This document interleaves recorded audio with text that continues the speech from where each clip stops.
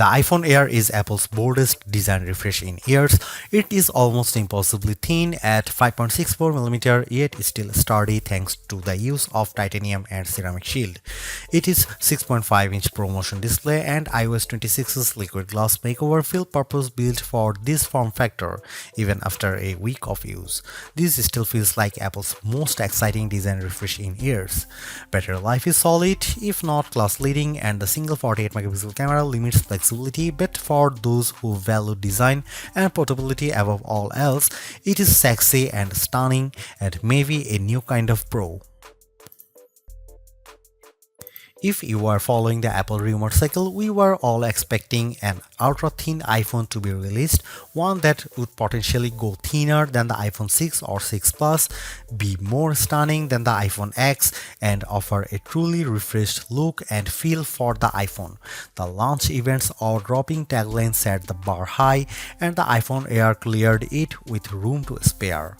It's not the first ultra-thin phone. The Galaxy S25 Edge measures in at 5.8mm, but it still feels as stunning, sleek, and sexy in my hand right now after living with it for a week as it did during my brief hands-on session following the launch event.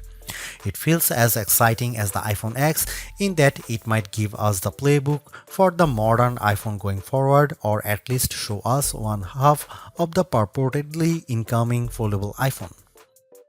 The photos released by Apple and even those shot by me for this review only do it partial justice. The iPhone Air is the best representation yet of Apple's vision for an iPhone that's just glass.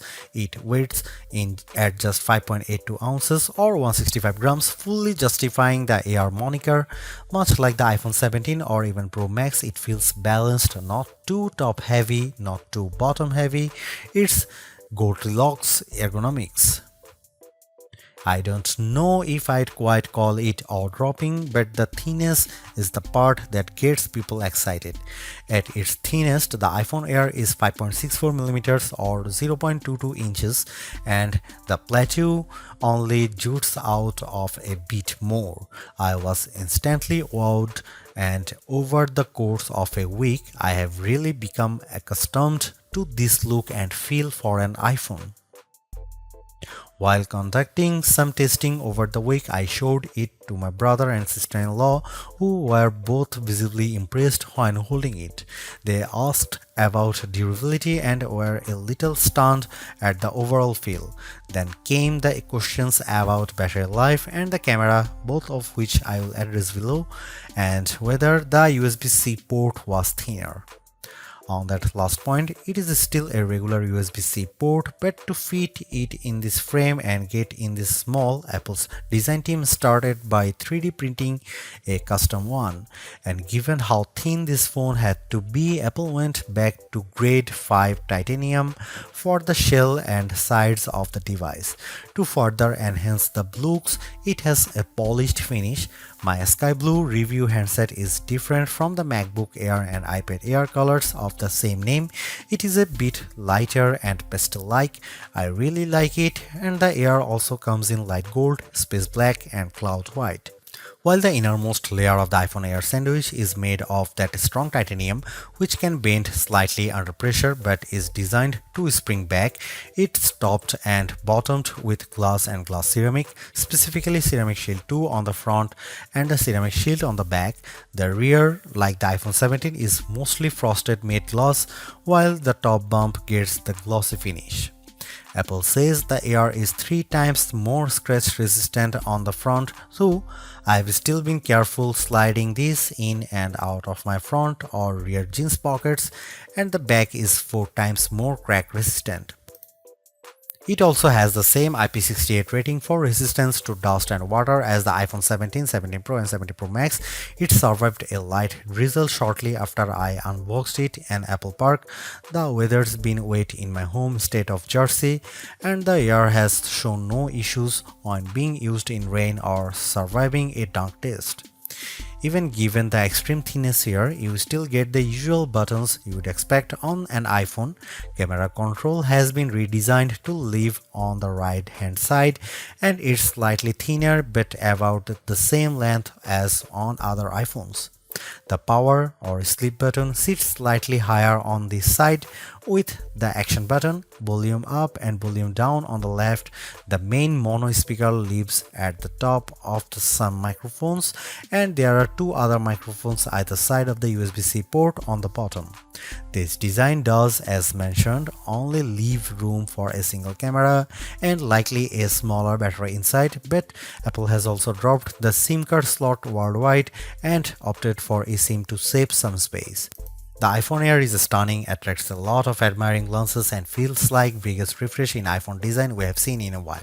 Yes, it's the same key parts, just compressed, but in use it feels like the perfect showcase for iOS 26. If you are after Apple's best design this year, I think it is clearly the iPhone Air.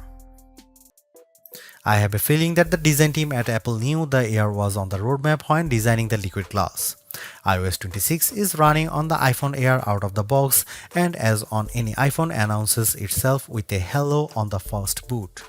You will get a sense of the new translucent glass-like nature of the software pretty quickly. It's mostly visible in how notifications refract over your wallpaper or up top with whatever is behind the element. I especially like the way the bottom menu bars look like this, although legibility can be an issue at times depending on what's behind the element. You'll also notice a difference if you use light mode or dark mode. The redesign is only a portion of iOS 26 as Apple's latest OS introduces a number of new features. I am keen to put many of the new parts of messages to the test with my friends and various group chats. With the latter, you will now get typing indicators and you can set a custom background for any message group or individual.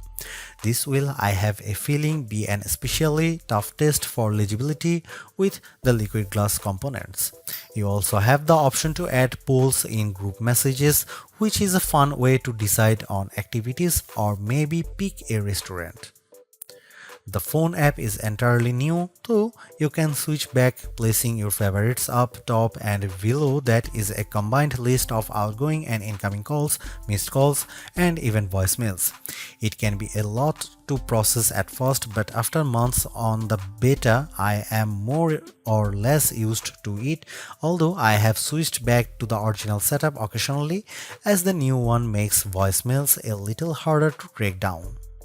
You can also use live translation during calls, which can be helpful for international travel, and I especially like the wait on hold feature.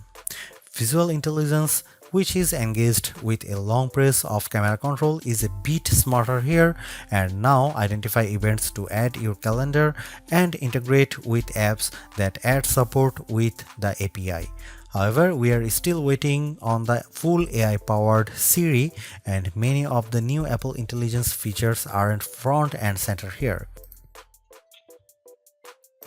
This is where the compromises necessitated by the iPhone Air's unfeasibly thin design begin. The iPhone Air only features a single 48-megapixel fusion camera on the back. It can shoot at 1x, a sensor crop in 2x, or a maximum digital 10x, but the quality falls off noticeably with the latter. I'll cut to the chase here. If you are after the iPhone with the best cameras or even just some variety for shooting, this is probably not it. Here are some camera samples of the new iPhone Air.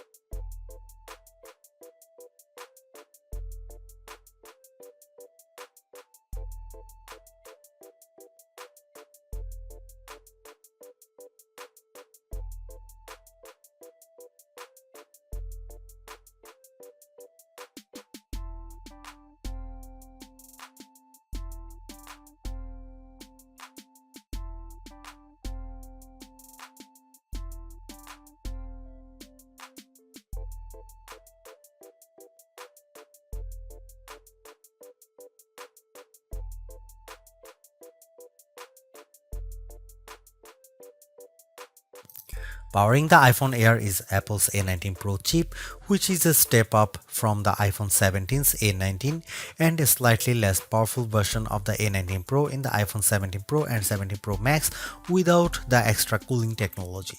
The A19 Pro here is a 6-core CPU with 2 performance and 4 efficiency cores, a 5-core GPU and a 16-core neural engine.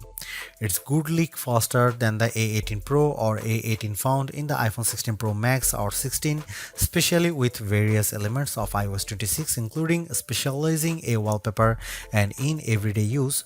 Compared to the standard iPhone 17, I would say performance is about neck and neck. The A19 Pro is arguably being used here to help regulate performance temperature. I did notice the iPhone Air heating up during the first few days while it was still indexing and charging, especially from 0% to about 50% before cooling as it slowed near 80%. It also warms up when multitasking with demanding apps at times. For example, if I am on a call and launch a game like Asphalt 9, the area around the camera housing on the rear can get noticeably warm, though it cools quickly as performance regulates. The heat doesn't spread below the Apple logo, and a case like Apple's bumper or clear option helps keep it from your fingertips. Keep in mind that basically all the components do live in the plateau, including the silicone, so it makes sense that the area does heat up. When it comes to non-gaming tasks, though, the iPhone Air handles everything well and delivers strong performance while keeping cool. That was the case with my daily workflow consisting of calls, audio and FaceTime as well as mail, Gmail, Slack, Safari, Chrome, Edits, CapCut, the camera and the other apps. Even with creating a Genmoji or using Image Playground or another facet of Apple Intelligence, the iPhone Air didn't get especially warm. In terms of quantitative testing, the iPhone Air scored slightly higher than the iPhone 17 on Geekbench 6.5 at 3723 on single-core and 9665 on multi-core. That's in line with smartphones at this price range, though as we noted in our Galaxy S25 Edge review, that phone has a thermal solution for keeping things cool. We can only guess at the iPhone Air's battery size for now as Apple doesn't officially release those numbers. It is clear though that the company has squeezed as large a cell as possible inside this ultra slim smartphone. Instead of capacity, Apple provides viewing estimates up to 27 hours of downloaded video playback and 22 hours of streaming. With the $99 MagSafe battery attached, those numbers rise to 40 and 35 hours respectively, about a 65% boost. In my experience, the iPhone Air generally lasts through a workday 6 to 8 hours depending on use. That's behind the iPhone 17, 17 Pro and 17 Pro Max, but it still meets Apple's all-day standard. On the test, I took it off a charger at 7:30 am and it lasted until 5:50 pm or 10 hours and 20 minutes. At best, I recorded 6 hours and 35 minutes of active screen time. On average, I got around 4 hours and 45 minutes. During my first few fast charges, the top of the camera plateau and the area beneath it did get warm, mostly between 0% and 50% before cooling down. This isn't unusual for fast charging and reflects the component layout. Power users will likely need to recharge by the time they get home. Apple's slim MagSafe battery nearly matches the Air's profile, adding only a bit more thickness than the camera bump. It recharges intelligently throughout the day, manages heat well, and uses pocket detection to optimize charging times. Optional, yes, but it complements the iPhone Air experience nicely. The iPhone Air delivers remarkable performance in a super thin and light design that's very durable. I especially like getting A19 Pro power in something this compact, but you have to make some trade-offs for the steep $999 price. You get only a single rear camera, which means no telephoto zoom, ultra-wide or macro shots, and while the Air's battery life is solid, it's a few hours behind the iPhone 17 Pro Max.